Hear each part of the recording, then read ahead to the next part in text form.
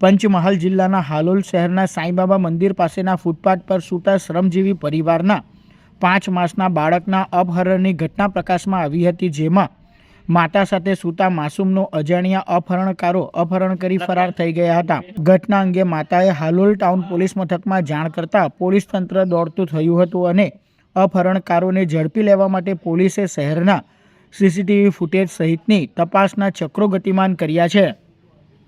અહીંયા ટીમ્બી રોડ ઉપર જે એક સાંઈબાબાનું મંદિર આવ્યું છે, એના ફૂટપાથ ઉપર આશાબેન અર્જુનભાઈ દંતાણી કરીને એક મહિલા ફૂટપાથ ઉપર રહે છે.